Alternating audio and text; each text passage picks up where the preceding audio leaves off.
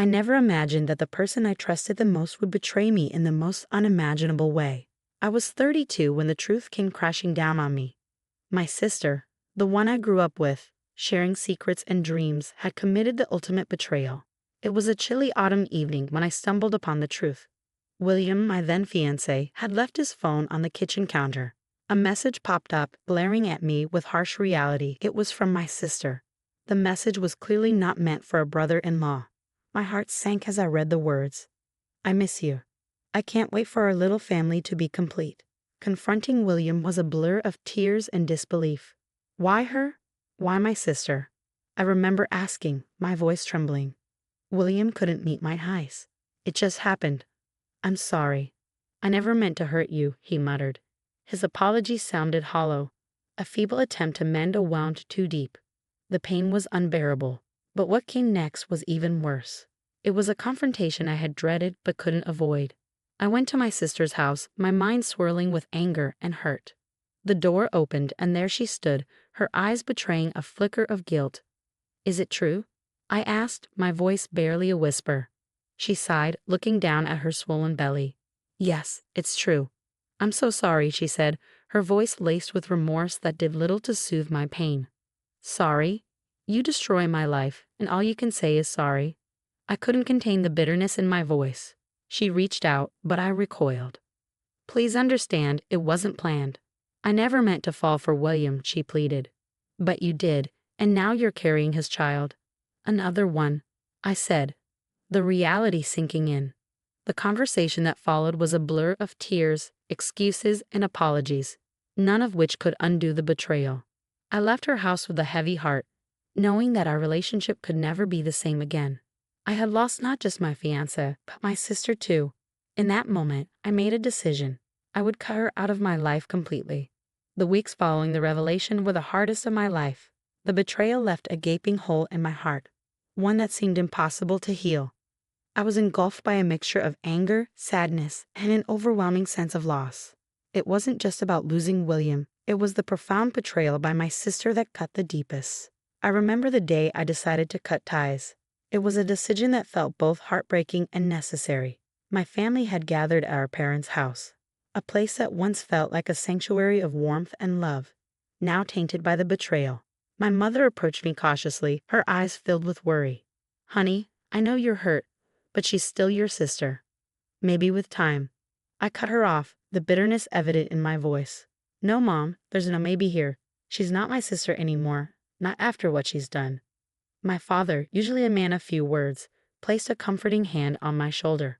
We understand your pain, but she's family. Family sticks together, he said softly. I shook my head, tears brimming in my eyes. Family doesn't do what she did. She made her choice, and now I'm making mine. I can't. I won't have her in my life anymore, I stated firmly. My parents exchanged a sorrowful glance, the weight of my words hanging heavily in the air. I stood up, feeling the need to assert my decision further. I expect everyone to respect my choice. I don't want to hear about her. I don't want to see her, and I certainly don't want her to be a part of my life in any way. My mother reached out, her voice trembling. But she's your sister, she interjected. I interrupted, a firm resolve in my tone. She was my sister. She's nothing to me now. The room fell silent, the finality of my words settling like dust. I walked out of that room knowing I had closed a significant chapter of my life. It was more painful for my family to witness this rift, but for me, it was a necessary step to move forward. As I drove away from the house that day, I felt a strange mix of relief and sorrow. I was leaving behind a part of my life, a part of who I was, but I knew deep down it was the only way to heal, to rebuild myself from the ashes of betrayal. 2 years had passed since the day I decided to sever ties with my sister. Life, as it tends to, moved on in its unpredictable rhythm, leading me to paths I never imagined I would tread. Among these was meeting James, the man who would eventually become my husband. James and I met at a mutual friend's party. I wasn't keen on attending, still nursing the wounds of my past, but something about that evening felt different. It was there, amidst laughter and casual chatter, that I saw James for the first time. He had a kind smile and eyes that seemed to understand the world in a way few did. We hit it off instantly, talking for hours. It was during one of our deep conversations that I decided to open up about my past. I had a pretty rough breakup, I started hesitantly. My ex-fiancé and my sister, they betrayed me in the worst way possible. James listened intently, his expression one of understanding rather than pity. I know something about betrayal myself, he shared. My brother, believe it or not, had a habit of getting involved with my exes. I guess some siblings just don't understand boundaries. There was comfort in finding someone who understood the pain and complexity of such betrayals. Our shared experiences drew us closer, and before we knew it, we were inseparable. Our relationship blossomed into something beautiful and solid. When James proposed, it was under a sky full of stars, at the very spot where we had met. "You've brought light into my life in ways you can't imagine," he said, his voice filled with emotion. "Will you marry me?"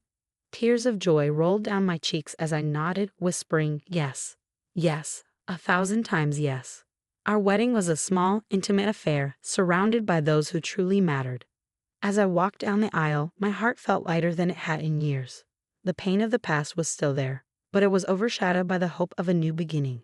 James and I soon started a family, welcoming 3 beautiful children into our lives. They were a constant source of joy and laughter, filling our home with love and warmth. In those moments, holding my children or looking into James's loving eyes, I realized how far I had come. The betrayal that had once seemed like the end of my world was now just a distant memory. It had led me to this new life, a life filled with love, trust, and happiness. I once thought I had lost everything forever. Life with James and our children was blissful, a stark contrast to the turmoil of my past. However, the world outside our little haven continued to spin, and with it came news of my sister and William that I couldn't avoid. One evening, as James and I were putting the kids to bed, he mentioned, "I heard something about William today. He had an accident at work. Quite serious, I believe." I paused, a complex mix of emotions bubbling inside me. "Oh, and how did you hear about this?" I asked, trying to sound casual. "Mike from the office. You remember him, right? He's William's colleague," James explained. "And my sister?" The words left my lips before I could stop them. Part of me didn't want to know, but another part, the part that still remembered her as my sister, cared despite everything. "She's struggling, to say the least. With William's disability and her own health issues, things aren't looking great for them," James said gently, understanding the weight of his words. I sighed deeply, feeling conflicted. "Thank you for telling me, James." The news of their hardship stirred something in me. Despite the pain and betrayal, I couldn't completely erase the fact that she was once my sister, someone I loved and cared for. But the wound was still there, a reminder of the line she'd crossed. A few days later, my mother called. I could sense the hesitance in her voice. "Dear, I know you don't want to hear about her, but your sister is in a bad place right now. With William's condition, they're struggling to even feed the girls," Mom said softly. I felt a tug at my heart, thinking of the innocent children caught in the middle of this mess. "I need to think about this, Mom. I can't promise anything," I replied. After the call, I sat down with James, pouring out my conflicted thoughts. "They're innocent in all this, James, the kids, but helping them means opening a door I've closed a long time ago." James took my hand, offering a comforting squeeze. "Whatever you decide, I'm with you. But remember, you don't owe them anything. Your first responsibility is to yourself and to our family." His words were a balm, a reminder of the new life I had built, a life far removed from the shadows of my past. I lay awake that night, pondering over a decision that felt impossible to make. My heart ached for the children, but was it enough to risk the peace I had fought so hard to find? The dilemma of whether to help my sister and her family weighed heavily on me. James noticed my unrest and often asked if I was all right, but I found it hard to articulate the storm brewing within. One evening, as we sat down for dinner, the phone rang. It was my father this time, his voice weary, a tone I wasn't accustomed to hearing from him. "Your sister and William are in a tight spot. They asked if we could take in the girls for a while," he said. I felt a knot form in my stomach. "And what did you say?" I asked, trying to keep my voice steady. "We're considering it, but they also asked if you and James might help," he replied. I was silent for a moment, digesting his words. "Dad, I don't think I can do that," I finally said. There was a pause on the other end. "I understand, but they are just kids. They shouldn't suffer for their parents' mistakes," he said gently. I know, Dad. I know, but it's not just about the kids. It's everything she did. Everything she took from me, I replied, my voice strained with emotion. We just thought, maybe for the sake of family, he began. Dad, some wounds are too deep. I'm sorry. I can't, I said, hanging up the phone, feeling a mix of frustration and guilt. James reached across the table, covering my hand with his. It's okay to say no. You've been through a lot, he said softly. I nodded, grateful for his support, but still tormented by the decision. A few days later, my sister reached out directly, a message appearing on my social media. Her words were desperate. I know what happened between us, but I need you. The girls need you. We're family, after all. I stared at the screen, her words echoing in my mind. Family. That word had lost its meaning when she betrayed me. I replied, my fingers typing with a resolve that surprised even me. What we had as family ended a long time ago. I'm sorry, but I can't help you.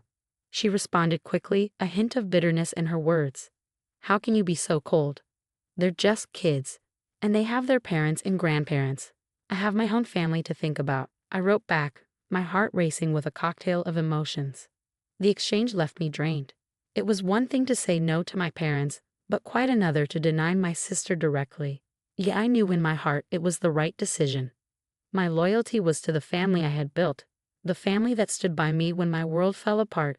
That night, as I tucked my children into bed, their innocent faces a stark contrast to the complexity of the adult world, I knew I had made the right choice. My duty was to protect them, to ensure their world remained unscathed by the shadows of my past. Despite my clear message on social media, my sister refused to take no for an answer. A few days later, she tried to contact me again, this time through a more direct approach. I was in the kitchen preparing dinner when I heard the familiar tone of an incoming video call. Hesitantly, I accepted the call, and there she was, my sister, her face worn with stress and worry. Please, I'm begging you. We're at our wits' end here. William can barely move, and I'm struggling to keep up with everything, she pleaded, her voice cracking with desperation. I took a deep breath, trying to steady my racing heart. I told you already, I can't help you. I'm sorry. But we're sisters, she insisted, tears welling up in her eyes. Remember how we used to dream of our future together? How we promised to always be there for each other? That was a long time ago, before you made your choice, I said, my voice steady despite the turmoil inside me. She was silent for a moment, then said, It's not just about us anymore. It's about the girls. Don't they deserve a chance? I felt a pang of sympathy, but it was quickly overshadowed by the memories of betrayal. They do deserve a chance, but not at the cost of my family's peace. You have other people who can help. She sobbed openly now, her face a portrait of anguish. I never meant to hurt you like this. I was just lost. We all make choices, and we have to live with the consequences, I replied, my voice firmer than I felt. The call ended with her in tears and me in a state of emotional exhaustion. I turned off my phone, not wanting any more intrusions into the life I had painstakingly rebuilt. James found me sitting at the kitchen table, my head in my hands. Are you okay? He asked, concern etched on his face. I looked up at him, grateful for his presence. It was my sister. She's trying to guilt me into helping them. He sat down beside me, taking my hands in his. You don't owe her anything. You've suffered enough because of her actions. It's okay to think of yourself. I nodded, drawing strength from his words. That night, as I lay in bed, I realized that my sister's pleas had only strengthened my resolve. I had moved on, and I couldn't let the ghosts of my past disrupt the life I had so carefully built. The decision to stay away from her was not just a choice, but a necessity for my own well-being and for the sake of my family. My decision not to help my sister and her family was met with mixed reactions from my relatives. Some understood my stance, but others, particularly my extended family, viewed it as heartless. The subject came up during a family gathering at my parents' house, a setting that once felt like a refuge, but now seemed more like a battleground. As we sat around the dinner table, my aunt, always one to speak her mind, broached the topic. I can't believe you're turning your back on your own niece and nephew. They're just children, she said. I felt all eyes on me, the weight of their judgment heavy in the air. It's not a decision I made lightly, I started, trying to keep my voice calm. But there's a lot of history there that can't be ignored. But they are innocent in all of this, my uncle chimed in. Shouldn't they be spared from the sins of their parents? I understand that, and I sympathize with them. But being involved with my sister again, even indirectly, is something I can't handle. It's a boundary I've set for my own well-being, I explained. My mother, always the peacemaker, tried to soften the atmosphere. Let's not forget what she went through. This isn't an easy situation for anyone. The conversation shifted, but the tension lingered. Later, in the kitchen, my cousin approached me. I get that you're hurt, but don't you think this grudge has gone on long enough? She's family, after all. I leaned against the counter, feeling a familiar frustration rise within me. It's not just a grudge. What she did changed everything. I've moved on, and I can't go back to that dark place again. My cousin shrugged, a clear sign of disagreement, and walked away. As James and I drove home that night, the silence in the car was a stark contrast to the cacophony of the family dinner. He finally broke the silence. Your family means well, but they don't fully understand what you went through, and that's okay. You don't have to justify your feelings to anyone. His words were a balm, soothing the sting of the evening's events. I realized then that family isn't just about blood relations, it's about who stands by you, understands your pain, and respects your decisions. James was my family, and with him, I had found a haven of understanding and acceptance. The backlash from my relatives was just noise compared to the symphony of support I had in him. The aftermath of the family gathering left me in a contemplative mood. I found solace in the nursery, watching my children sleep peacefully, unaware of the complexities of adult relationships. James joined me, wrapping his arm around my shoulder. You've been quiet since we got back, he observed softly. I sighed, leaning into his embrace. It's just, everyone thinks I'm being unreasonable, but they don't understand how deep the hurt goes. They might never fully understand, and that's okay. You have every right to protect yourself and our family, he reassured me. His words reminded me of the safe haven we had built together, yet the family's words echoed in my mind, stirring a whirlpool of doubt and guilt. A few days later, I found myself at my parents' house, helping my mom with some chores. She seized a quiet moment to speak her mind. You know, your sister called me crying the other day, she said, her voice tinged with concern. I paused, the dishcloth in my hand momentarily still. Mama, she's really struggling, and those kids. My mom's voice trailed off, laden with unspoken pleas. I took a deep breath, steeling myself. I know it's hard, Mom, but I have to think about my mental health too. Being around her, even indirectly, would bring back a lot of pain. My mom reached out, touching my hand gently. I understand, dear.